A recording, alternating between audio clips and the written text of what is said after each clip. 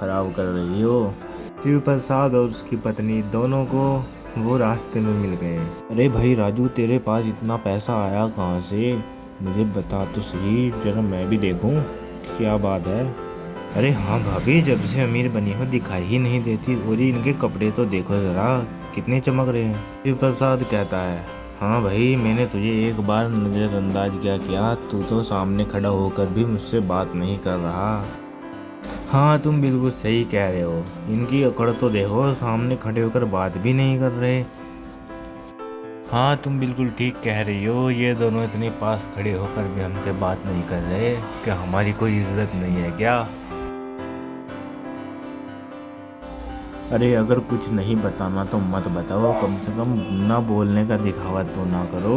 अगर तुम लोग जाना चाहो तो जा सकते हो यहाँ से, मैं तुम्हें नहीं देखूंगी और पूछूंगी भी नहीं कुछ। अरे इन्होंने से मेरा दिमाग खराब कर दिया। शिव प्रसाद कहता है, अरे देखा तुमने, इतना अमीर होकर इतना रौब झाड़ रहा था कि मैं क्या ही बताऊं तुम्हें, बोल भी नहीं रहा था। जी हाँ बिल्कुल सही कह रहे हो, इससे अच्छा तो हम गरीब ही ठीक है। अगर अमीर होने के बाद लोग ऐसे हो जाते हैं तो हम गरीब ही सबसे अच्छे हैं। भले ही मेरा पति तुम जैसा हो, जिंदगी तो फिर भी जीनी। अरे ये क्या तुम पागलों जैसी बातें कर रही हो? मैं तुम्हारा पति हूँ, पति। मेरे साथ तमीज़ से रहा करो और मेरे साथ तमीज़ से बोलो। अरे हाँ हाँ ठीक है, तुम भी कुछ उसी के जैसे ही थे पहले, जो किसी से नहीं बोलता, और अब मुझे सिखा रहे हो कि लोगों से कैसे बात करनी चाहिए। तुम्हें कुछ सीखना चाहिए, उसने इतना पैसा कमा लिया, तुम्हें भी उतना ही पैसा कमाना चाहिए। अरे हाँ, अगर तुम इतनी अमीर हो गई तो तुम तो बाहर निकलना ही बंद कर दोगी। अरे हाँ, ज़्यादा बनो मत, वरना आज रात का खाना अपने आप ही बना लेना। मैं नहीं बनाऊंगी, मैं जा रही हूँ कल को ससुराल अपने, वैसे भी अब नहीं रहा जाता। अगले दिन शिव प्रसाद किसी को बुलाता है।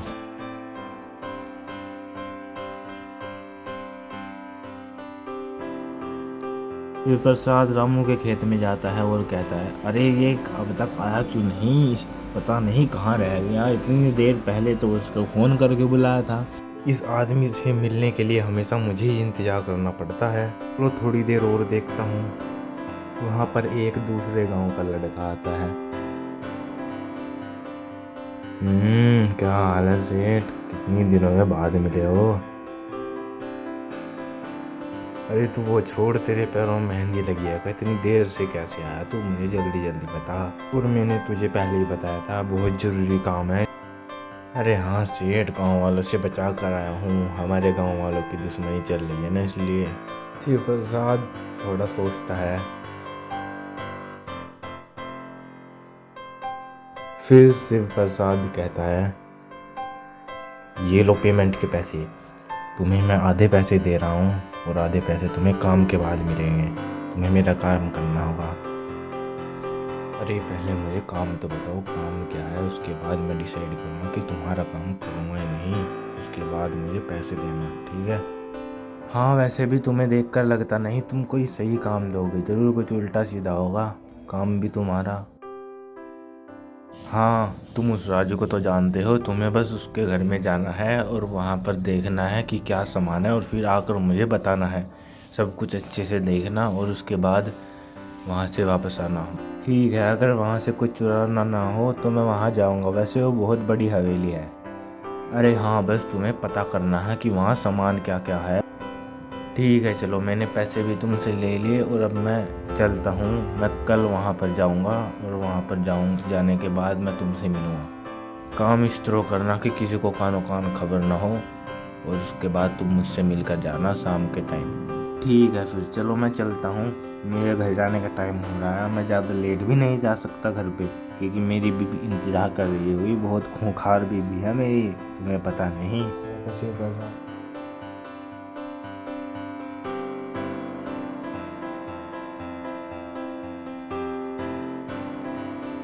शिबू सुबह सुबह ही जाता है। अरे उसका घर तो मैंने देखा है, वो बहुत बड़ा है, चलो आज इसके अंदर जाऊंगा। अरे ये घर तो वाकई में बहुत बड़ा है, कोई बंगले से कम नहीं है, काफ़ी बड़ा है ये। ये इतना बड़ा घर है और यहाँ पर कोई भी नहीं, कहाँ गए सारे। और यहाँ पर तो सिक्योरिटी भी नहीं है, बिना सिक्योरिटी का घर, वो भी इतना बड़ा। और यहाँ कैमरा भी नहीं है। चलो अब तो आसानी होगी अंदर जाने में। शिब्बू फिर उस घर के अंदर चला जाता है। शिब्बू उस हवेली को अंदर से देखकर हैरान हो जाता है। अरे ये हवेली कितनी बड़ी है, इसके अंदर से तो ये और भी सुंदर दिखती है जितनी बाहर है। बाहर तो ये कुछ भी नहीं है और अंदर से ये इतनी चमकदार है, इतनी रोशनी तो मेरे घर भी नहीं है। अरे ये जो यहाँ पर ये इतने महंगे महंगे सामान रखे हैं, ये पता नहीं कितने के हो गए। अगर मैंने इन्हें ही चुरा लिया तो मैं तो वैसे ही अमीर हो जाऊँगा।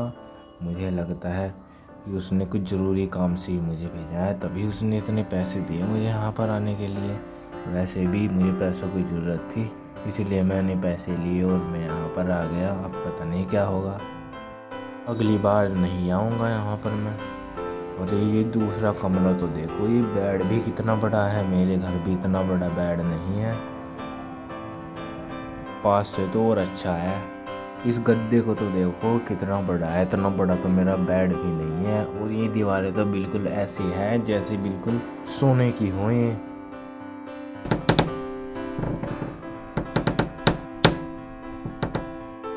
और इस नीचे के फ्लोर को तो देखो, ये फ्लोर बिल्कुल ऐसा लग रहा है जैसे बिल्कुल ही मार्बल का हो, मगर ये लकड़ी का है। और वो मटका तो बिल्कुल सोने का लग रहा है मुझे। अरे वाह, ये इतना बड़ा मटका तो मुझे सोने का लग रहा है। और इसके नीचे की फ्रेम लकड़ी की है। यहाँ के लोग जरूर सोने के बर्तन में खाना खाते होंगे। तो मैं चलता हूँ यहाँ से। अरे सेठ, उस बंगले से मैं आ गया हूँ और वहाँ पर मुझे बहुत सारी चीज़ें दिखे। वो बंगला तो बिल्कुल ऐसा है जैसा ताजमहल, एकदम नया और बिल्कुल ही शानदार है वो। हाँ होगा ही। ये बता तूने वहाँ पर क्या क्या देखा, और सारी बात बताइए, कुछ मत छुपाना मुझसे, अपने दोस्त की तरह। ये वहाँ पर मैंने अंदर जाते ही इतनी बड़ी बड़ी सीढ़ियाँ देखी, और वहाँ पर जाने के बाद मैंने एक बहुत बड़ा सोफ़ा और बड़े बड़े बेड और वहाँ पर बहुत बड़े बड़े गद्दे और सोने का मटका भी देखा मैंने वहाँ पर। मुझे लग रहा था बिल्कुल ही सोने का होगा, मगर उसका फ्रेम लकड़ी का था। तो मैं समझ गया, अच्छा तो ये बात है। तो अच्छा करा तुमने ये बात बता दी। बताओ तुमने और क्या देखा। शिब्बू वहाँ से आने के बाद डर गया था, क्योंकि वहाँ पर उससे कोई दिख भी नहीं रहा था। उसे लगा वहाँ पर कोई छुपा हुआ कैमरा है, इसलिए जल्दी जल्दी वो भाग कर आ गया। फिर देव प्रसाद कहता है कि वहाँ पर तूने जो भी देखा बस इतना ही देखा क्या। शिब्बू अंदर से उस घर को देखकर चौंक जाता है।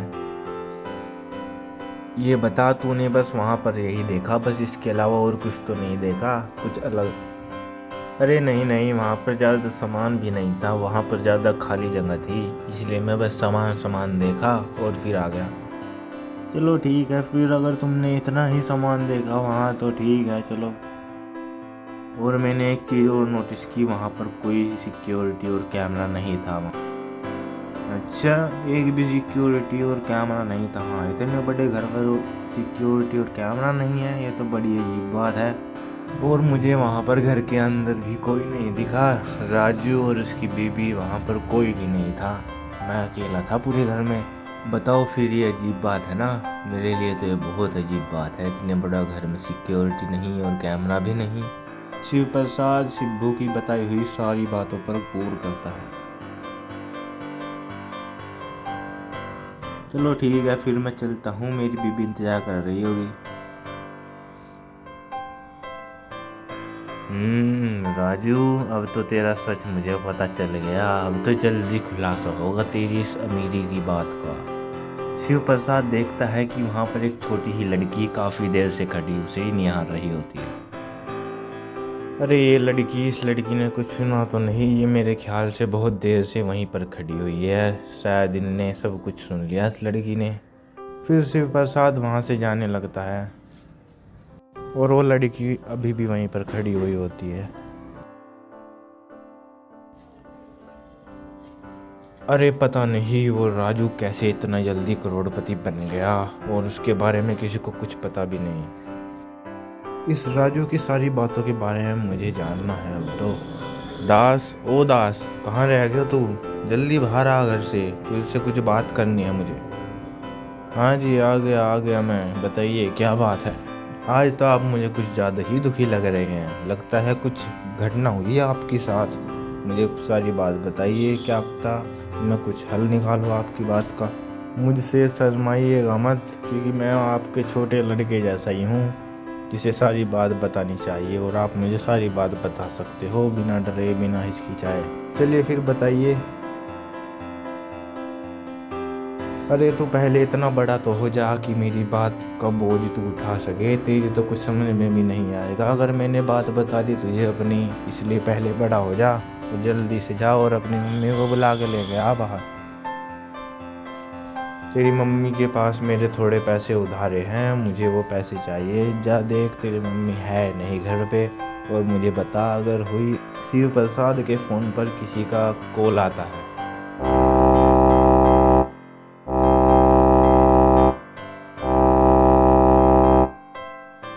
हेलो, कौन बोल रहा है? अरे राजू तू? वो तेरे पास मेरा नंबर कहाँ से आया और इतनी रात को क्यों फ़ोन कर रहा है? और फिर देव प्रसाद अपने घर चला जाता है।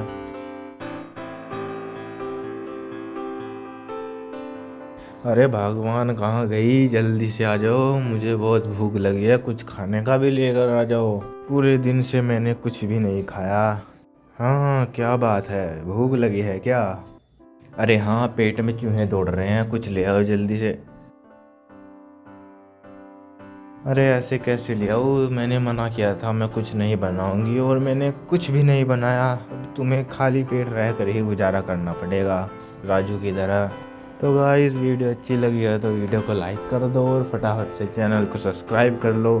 ऐसी वीडियो इस चैनल पर हमेशा आती रहेगी, और ये चैनल हमेशा फैमिली फ्रेंड्स के लिए ही है।